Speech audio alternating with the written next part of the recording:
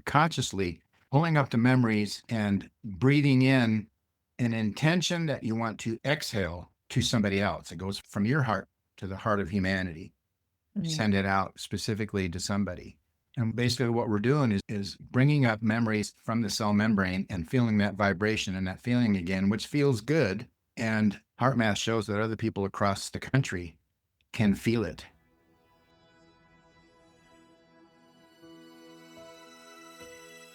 What does your heart know that your mind has forgotten?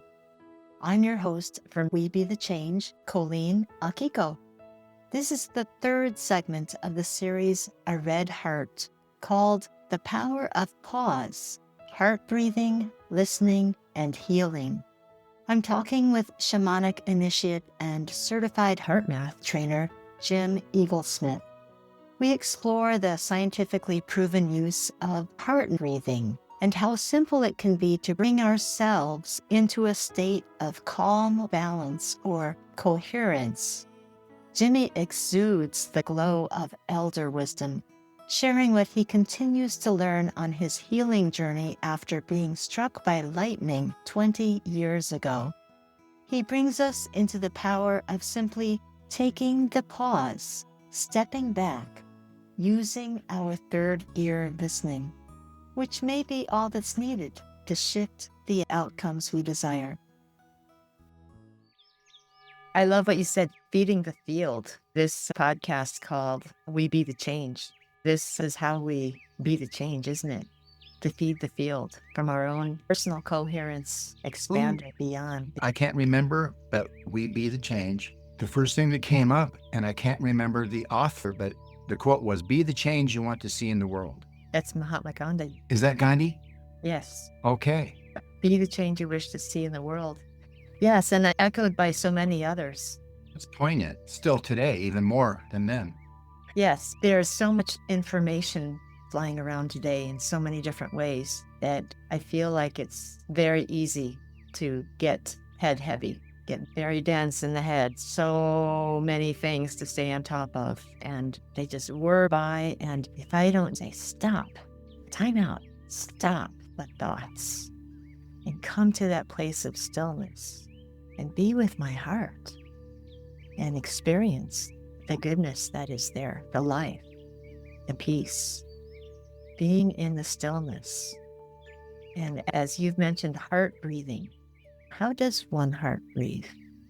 It's by intention, directing your attention to the heart with a higher quality than normal to reduce the cortisol levels in the brain.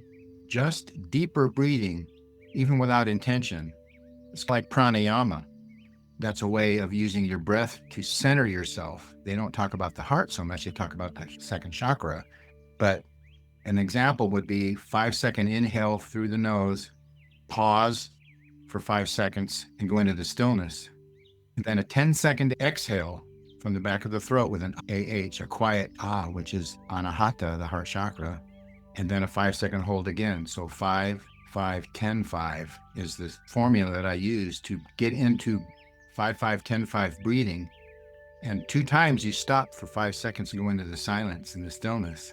And that prepares your heart to be able to add what you want to think about. If you want to send your exhale to somebody in your life, visualize, pull up from the cell membrane, pull up those memories from out of there, knowing that you're recalling them. It's like a birthday party.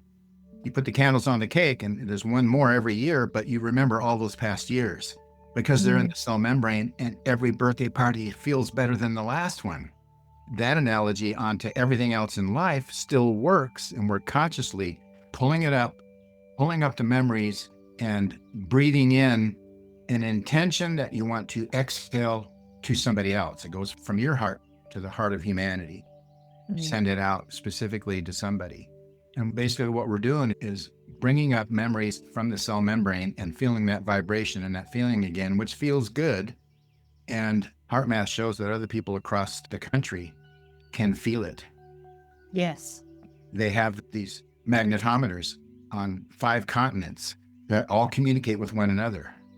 And as groups get together, the bigger the group, even if they're not physically present, if they're on television communicating mindfully, it has not only electromagnetic field experience, but it has a geomagnetic field experience. The earth, through the trees, especially the redwoods, the oldest, wisest ones, their roots go across the country and they communicate from California to New York. I went to HeartMath in California and sat with my back up against their big tree with the magnetometer, little magnetometers on those trees, measuring 24/7. And I did a meditation and sat there until I cried. The tree communicated, not only immediately, but nationally, maybe internationally. Yeah. So my mind starts going in a lot of different directions when you ask that question. There's a lot of places to go, but it's easier just to go to heartmath.com or .org online and just start reading the history of its stuff and see if we resonate with it mentally first, and then maybe heartfully, if we see what the possibility is for the future to grow our consciousness. I think awakening the heart of humanity through loving service and kindness from the heart is, I don't know, what do you think? You think that would be an antidote to the disordinance going around the world? Maybe that would be helpful?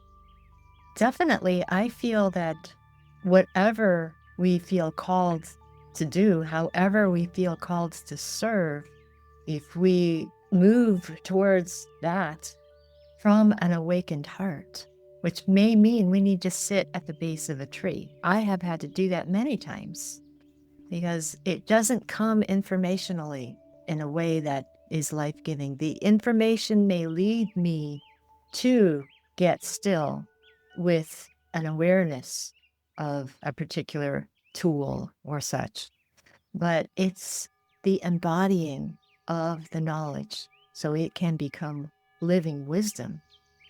That has made a difference with me. And like you, sometimes it does, for me, require getting very quiet and clearing the thoughts, just saying, okay, all you thoughts, you can hang out, but not right here. You stay on the side. You're on the sidelines. Yeah, experiencing the interconnection of a tree with all the other trees on Earth. That's something that doesn't compute with the head. But once a person has that experience of how everything is interconnected, then we know something that we can never unknow. It's like you said, it's in our cellular membranes. And I've never really thought of it so much like that, as much as it's just the way it is. We're all Can't unknow connected. it. And there's no way that I could be convinced that what's going on over there, I'm not connected to it. No, we're connected to all of it. And it is all in us, and we are in all of that. And we are the awareness of all of that in a timeless, changeless way. That way of knowing is not just intellectual or mental. Yes. It does require my whole being to come into coherence with that, which includes my heart. And I guess I focus on the heart because I myself, in my history, have closed my heart many times, sometimes for years. It's what I felt I needed to do to function and survive and to do the things that I needed to do at that time in my life. And yet, there's always a beautiful next step, no matter where we are, to open and to experience more fully who we are, which leads to the next step. And there's always grace going ahead of us and holding us. Amazing. Process. Yeah. So grace brought you, Grace. yeah, to learn in an experiential, holistic way, this heart math, which applies to everything. I don't know when it was, maybe 2 or 3, 4 years ago, I took a little heart math course in trauma resilience using heart math. Very practical, because we're all housing some trauma. Some of it's pretty intense. Some of it we may be aware of, and some of it, out of our self-preservation, we don't remember it, but it's there. And here we have this beautiful tool of heart math to help us, not only for our own personal experience, but perhaps the generational trauma that came with us. It's part of our package, pre-birth. And when we are communicating free from that trauma, when that trauma, that reactivity is not at the helm, we're able to communicate wholeheartedly. Good one. Much more better. Yeah. Yeah. However we respond to our particular calling, we bring more of ourself into that service, into serving in that way. Yeah. Yeah. I was asked by a friend that I was sharing heart math with that was a lifelong meditator, transcendental meditation. And she said, I don't need heart math. I meditate. And I brought up an old quote that I learned when I was at heart math. It was at least 10 years ago. They did science on heart math and meditation. They did control groups. The control group and the heart math group, the meditation group had a 20 or 30% higher coherence level measured against the control group that had no experience with meditation. So it validated meditation. Then they did one with long-term meditators and heart math gave the meditators a 20 to 30% higher coherence reading than their heart math colleagues. So the takeaway from that was that heart math says you don't replace heart math with your meditation or your Tai Chi, you add it to it and go to a higher level and take it with you. So a lot of people in the community, they think it's a replacement for something. It's not. It's an adjunct that takes it to a higher level. Not an either or at all. It's not. Yeah. I remember many years ago, gosh, this must be going back 11, 12, 13 years, something like that. For a couple of years, I was facilitating what I called workshops from the inside out, just a small group at the lower level of a church. And people would come and we'd have different little interactive, immersive times together. And a lot of that was around meditation, metaphysical, creative visualizations, just a whole plethora of topics and subjects. And I had a dear friend at that time, still a dear friend, who's a heart math person. And I forget what the topic was called, but we had a gathering where we had the computer set up and each person had an opportunity to use the tools. And when their vibration reached a certain point, a different part of this picture on the screen would fill in. It was a picture of a deer by the water and some trees, and it was a beautiful picture. And so different people could try it out, and they did, and they filled in part of the picture, each person at their own speed. There was a woman who was brought by a social worker to that gathering, and the woman was living in an emergency shelter for women who needed to be safe from violence. English was not her first language. We needed a little bit of translating, but she came very raw, and she was just in that state that you could imagine of limbo, just being safe for the time being. So that's how she came to this gathering. And after she saw what people were doing, she was asked, would you like to do this? And she said, yes, I'd like to do this. And she totally came hungry for peace in her being. It was something that had evaded her in her circumstances. And so she got hooked up and she reached the highest. She completely filled the picture. She created the picture with her vibration. And she did it faster than anybody in the room. She was the only one that completed the whole picture in that time frame. And we were all teary-eyed. It was so powerful, So the tools, they know no cultural boundaries whatsoever. They work with everybody's body. And the essence, the core of the tools, we can learn in a real life way.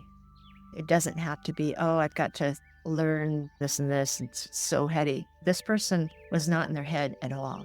And she totally got it. And she experienced the efficacy herself in her body, in her whole sense of truly all is well from the inside out.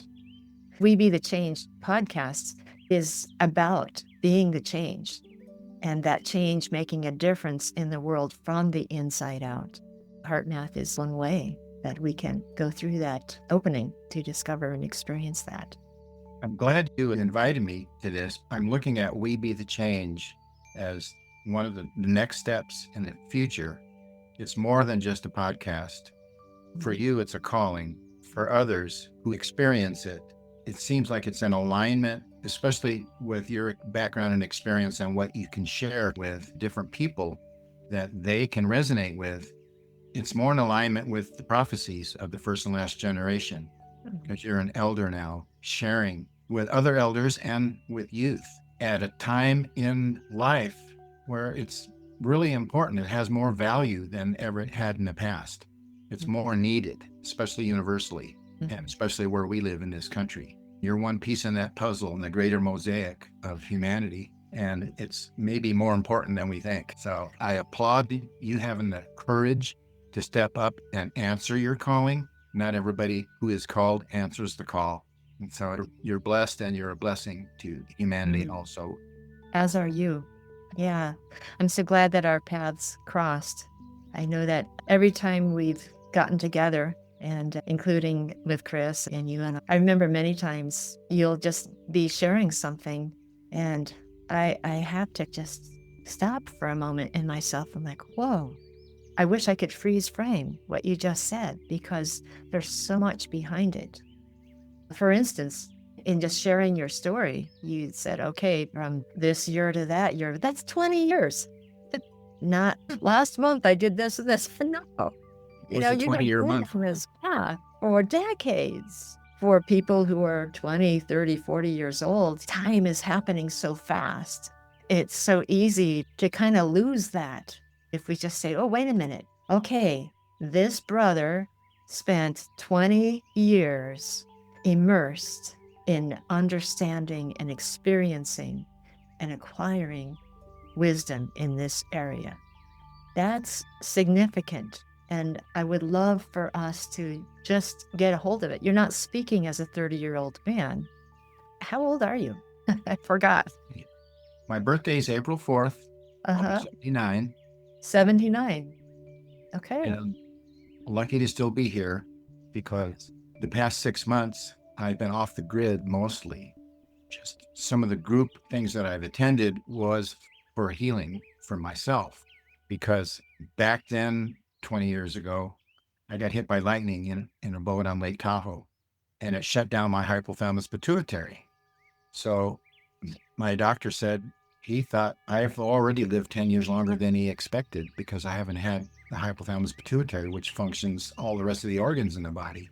So I've aged a lot faster internally. So I've been working on that. I've been working on healing that and keeping up with the third dimensional physiological part of myself.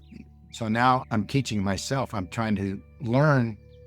This example we're doing right now is helping me learn in real time how to be there for myself now. Instead of giving myself to thousands of other people, now it's time to bring it back in and heal myself with my experience, my memories, my community. And I've taken time off.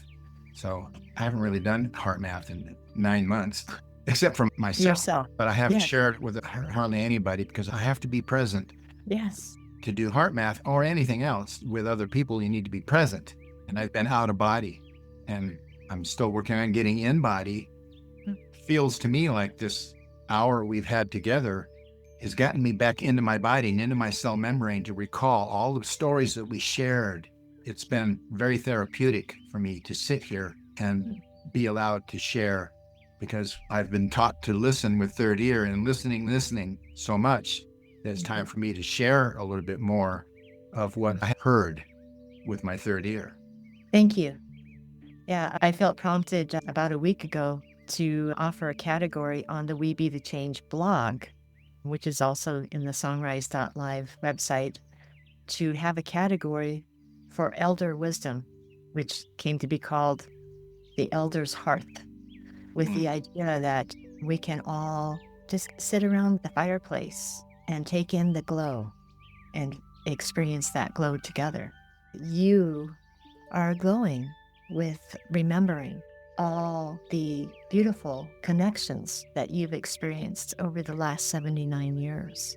And your healing is our healing, and our energy is your energy.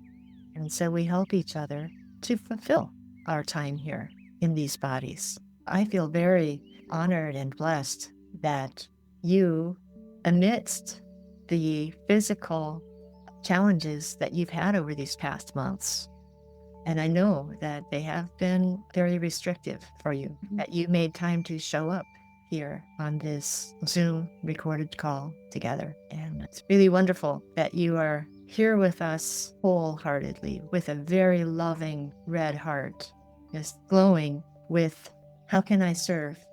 How can I help? How can I connect with these young ones and encourage them, help them to feel that they are worthy, that they have a calling to wake up into? One thing that I have appreciated about you, Jimmy, over the years is how you do show up in a group. I know we've had some meetings together for events and benefit concerts and different things where we've had to get in a group and brainstorm or organize something. You'll sit around the table and you are very aware of how the energy is hopping around the table when it takes a shift. And sometimes when somebody says something and nobody really gets it, and then something else comes out of someone else's mouth and everybody lights up, and you'll just do a little freeze frame and you'll say, did you notice what happened? We were not sure what to do. And then we opened up a little bit more, and then this idea came up, and now look how lit up we all are. You just do things like that. It's like you're the energy MC of a meeting. And I just get such a kick out of it. It's pretty fun because we could, in those kinds of meetings, and this is about spiritual stuff, we want to have a very beneficial, blessed gathering of some sort, or we want to raise as much money as we can for this catastrophic event that happened, or whatever it might be. And yeah, we're definitely in it for the good.